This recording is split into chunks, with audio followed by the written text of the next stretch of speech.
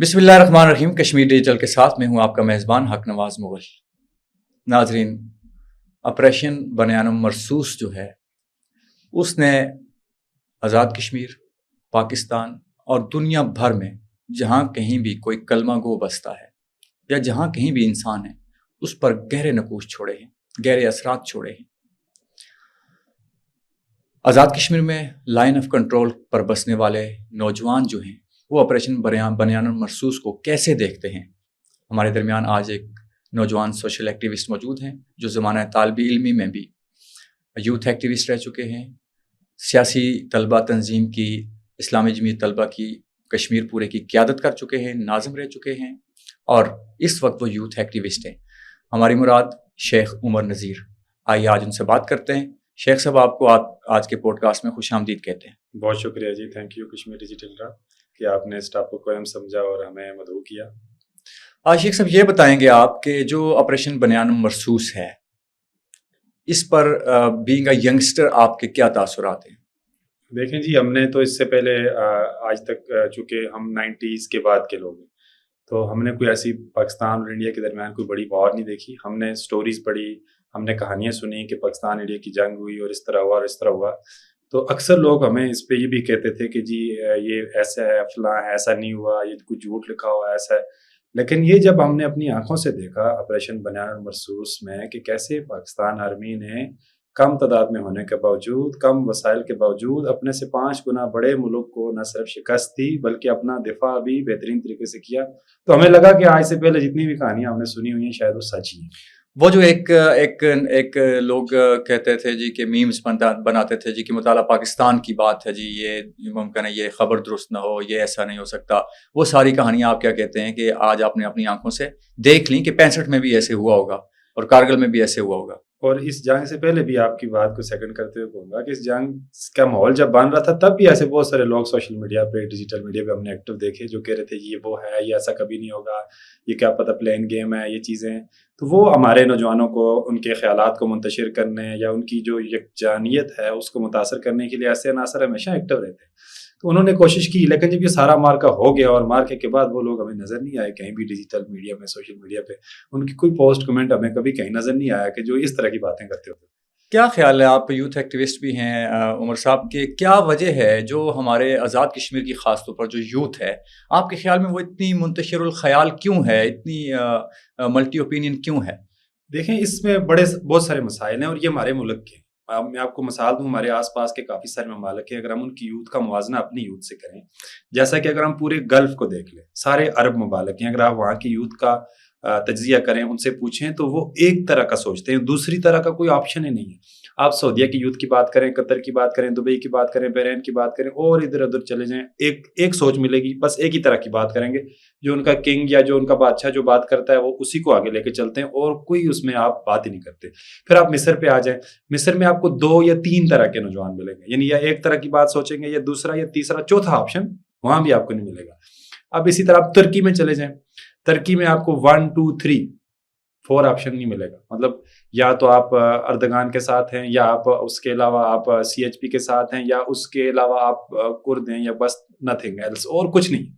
تیسری آپ ہمارے بڑے پڑوسی ملک کو دیکھ لیں، چائنا کو، وہاں آپ ایک طرح کی سوچ، ایک مائنڈ سیٹ، ساری کی ساری یوتھ ایک ہی کام میں لگی ہوئی ہے، پوری کی پوری قوم ایک ہی کام میں لگی ہوئی ہے اور وہ ترقی. تو یہاں کیا اس طرح آپ بنگلہ دیش کی بھی کہا، یہ تو چلیں اور طرح کے ملک ہیں، ہم بنگلہ دیش چلیں، ہم سے لاگوس کی بات کریں، وہاں بھی 2 سے 3 طرح کی سوچ ہے، اس سے زیادہ منتشر نہیں ہے. جبکہ ہمارے ہاں نوجوانوں میں اتنی زیادہ وہ ڈائیورژن ہے، اتنی زیادہ تقسیم ہے جس کی وجہ سے ہماری ترقی رکی ہوئی ہے اور ہم اس میں پیچھے جا رہے ہیں. اس کی بہت سارے فیکٹرز ہیں. ایک تو یہ کہ ہماری بہت زیادہ سیاسی جماعتیں ہیں، بہت سارے ملک جمہوری ہیں لیکن اتنی زیادہ سیاسی جماعتیں نہیں ہوتی. آپ امریکہ کی بات کر لیں، وہاں 2 پارٹیاں بس. UK کی بات کر لیں، 2 پارٹیاں، یا ایک ہوگی یا دوسری ہوگی. تو اس کے نیچے جو ورکر ہیں، جو سیاسی ورکر ہیں، وہ بھی یا ایک طرح کے ہوں گے یا دوسری طرح کے ہوں گے. 50 طرح کے تو نہیں ہوں گے نا.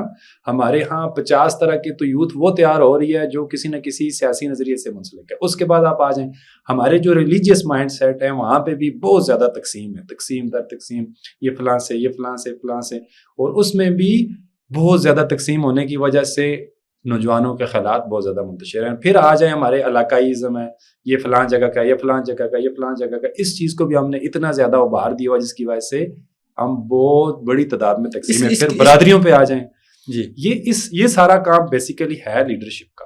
دیکھیں ان سارے جن ملکوں کا بھی میں نے نام لیا وہاں پہ لیڈرشپ نے اپنی قوم اور اپنے اس کو یکجان کیا. اور پاکستان میں بھی اس وقت جو محسوس آپریشن ہوا ہے اس کے بعد ایسے حالات پیدا ہوئے ہیں کہ جی ہماری یوتھ, ہماری قوم کو, جیسے کہ میں نے پہلے ہی بات کی کہ آج تک ہمیں جو ابہام پیدا کرنے کی کوشش کی جاتی رہی ہے تقسیم کہ یہ نہیں ہوا وہ نہیں ہوا, اس آپریشن کے بعد ایسے حالات پیدا ہوئے ہیں اور ہمارے ملک کے پاس ایک نادر موقع ہے کہ ہم اپنی قوم اور اپنی یوتھ کو ایک طرف لگا سکیں. اور یہ منتشر الخیال اور الگ الگ سوچیں اور بے شمار قسم کی تقسیم اس کو ختم کریں. اچھا شیخ صاحب, آپ کا گھر بالکل زیرو لائن پہ ہے, لائن آف کنٹرول پہ.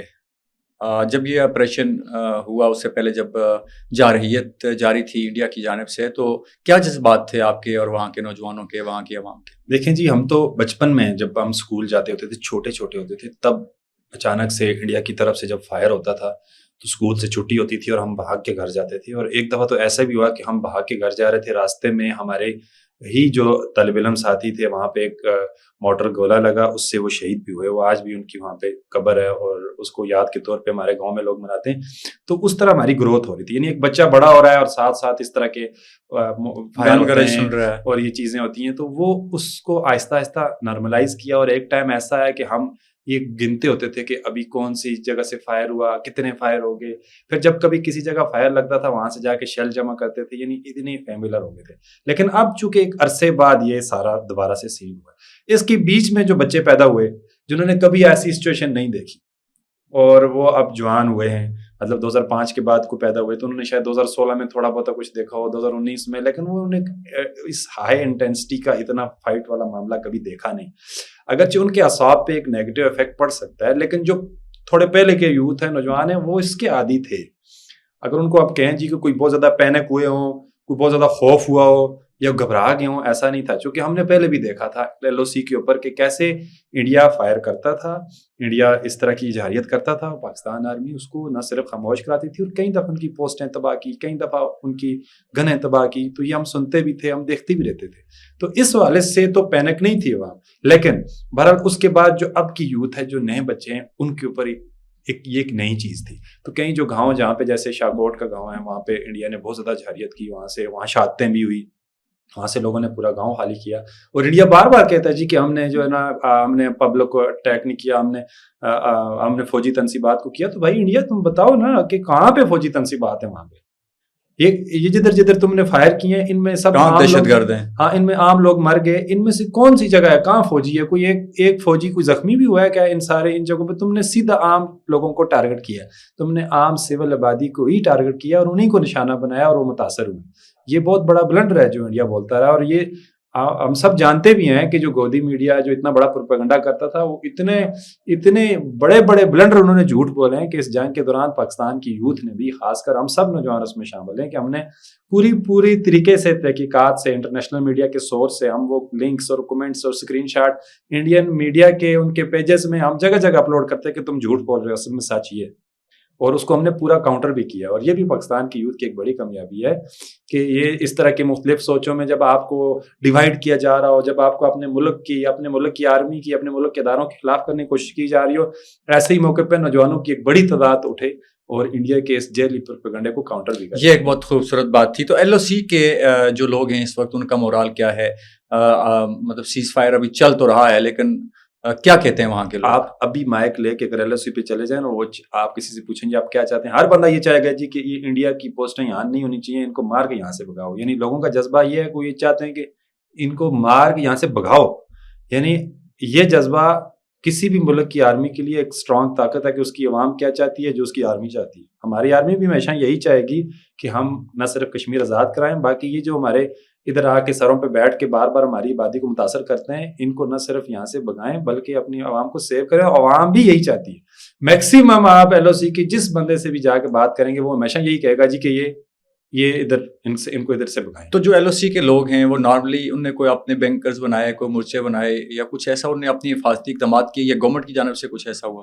دیکھیں گورنمنٹ کی جانب سے بھی اس طرح کا پروجیکٹ آیا تھا بینکرز بنانے کا, اگرچہ یہ بہت اچھی چیز تھی, بہت سارے لوگوں نے بنائے بھی, اور اس کی وجہ سے کچھ فوائد بھی ہوئے. فوائد یہ ہوئے کہ اس دفعہ اگرچہ بہت زیادہ فائر ہوا اور اس کی بہت زیادہ شدت بھی تھی, لیکن نقصانات اتنے زیادہ اس سینس کے نہیں ہوئے جیسے پہلے ہو جاتے تھے. پہلے 2019 کی بات کر لیں, 2016 میں, 98 میں, اس طرح جب تب ہوتا تھا تو بہت زیادہ اشاعتیں ہیں, بڑے ایسے واقعات ہوتے تھے. اب جو اتنی زیادہ یہ چیزیں نہیں ہوئی, اس میں اس کا بھی ایک رول ہے, لیکن باہر کے اس کی تعداد زیادہ کرنے کی ضرورت ہے. بینکرز بہت زیادہ, ہر گھر کا اپنا بینکر ہونا چاہیے تاکہ انڈیا کچھ بھی کرے, کسی بھی طبقت جاریت کرے, تاکہ ہم اپنی سول آبادی اور اپنی عوام کو بچا سکیں. اس کے لیے ہماری گورنمنٹ, ہمارے ادارے جتنا بھی بجٹ یوٹیلائز کر سکتے ہیں کریں. ہماری ایل او سی پہ ہر گھر کے پاس اپنا بنکر ہونا چاہیے, چونکہ جب اس طرح کے حالات پیدا ہوتے ہیں تو ایک گھر سے بھاگ کے دوسرے گھر, اور 3-4 گھروں کو ایک بنکر دیں گے تو وہ بھاگ کے بنکر میں جانے کے دوران بھی اس طرح کے حادثات ہو سکتے ہیں. جو شاہکوٹ میں وہ خاتون فوت ہوگی, ان کے گھر کے باقی لوگ بنکر میں چلے گئے اور وہ ابھی گھر میں ہی تھے, گھر کے سین میں تھی, ان کے گھر پہ گولا لگا اور وہاں پہ شہید ہوگی. یعنی اگر ان کے گھر پہ ہی بنکر ہوتا تو ممکن ہے کہ وہاں پہ کوئی سیفٹی ہوتی. تو یہ ضرورت ہے وقت کی. ابھی ایسے حالات ہیں انڈیا کے, اس مودی کا کوئی پتہ نہیں ہے, یہ ہندوتوا کے اس جنون میں آ کے اپنا بھی نقصان کروائے گا, چونکہ اس وقت انڈیا کی ساری عوام اس کے خلاف, ہر بندہ سے سوال پوچھ رہا ہے. ایون کہ راہل گاندھی نے بھی سوال پوچھا کہ بھائی تم بتاؤ کہ تم نے 5 طیاروں کا نقصان کرا دیا, تم نے کس کے کہنے پہ یہ جنگ لڑی. روز اس کا وہ میڈیا پہ آ رہا ہے, اور عام لوگ بھی اب یہ کوسچن پوچھ رہے ہیں. زیادہ دیر یہ جھوٹ بول کے چھپا نہیں سکتے, اور چونکہ انٹرنیشنل میڈیا نے جو رپورٹس کی ہیں, اب لوگ اندھے نہیں ہیں, وہ دیکھ رہے ہیں. تو یہ جاریت دوبارہ بھی کبھی کر سکتا ہے. ہم نے اپنی عوام کو, اپنی پبلک کو سیو کرنا ہے. ان کے لیے بنکرز کا بھرپور انتظام ہونا چاہیے, اور ہر گھر کا اپنا بنکر ہونا چاہیے. چاہے اس میں پبلک پرائیویٹ پارٹنرشپ ہو, لوگ خود بھی کنٹریبیوٹ کریں, حکومت بھی امداد کرے, لیکن یہ بڑا ضروری کام ہے, اور یہ بڑا کمی محسوس کی جا رہی ہے ایل او سی کے اوپر اس چیز کی. بہت شکریہ ناظرین. یہ تھے شیخ عمر نذیر جو آپ سے بات کر رہے تھے اور آپ کو بتا رہے تھے کہ کس طرح سے لائن آف کنٹرول کے جو نوجوان ہیں وہ سوچتے ہیں, اور کس طرح سے ہماری جو یوتھ ہے وہ دیگر دنیا کی یوتھ سے مختلف ہے, اور اس وقت جو یوتھ ہے وہ اس وقت کس طرح یونی ڈائریکشن ہوئی ہے اور اپنی فوج کے ساتھ کھڑی ہے. اور ملک کی جو لیڈرشپ ہے اس کو چاہیے کہ وہ اپنی یوتھ کو ایک یونیفائی ایجنڈے پہ رکھ کے اس کو اپنی ملک کی ترقی اور بہتری کے لیے استعمال کر سکیں. اور لائن آف کنٹرول کے متاثرین کے لیے ان کا کہنا تھا کہ گورنمنٹ کو چاہیے کہ ہر گھر کو بنکر کی سہولت دی جائے تاکہ جارحیت کی جانب سے ہونے والے نقصانات جو انڈین جارحیت سے ہوتے ہیں ان سے بچا جا سکے. اپنے میزبان حق نواز مغل کو دیجیے اجازت. اللہ نگہبان.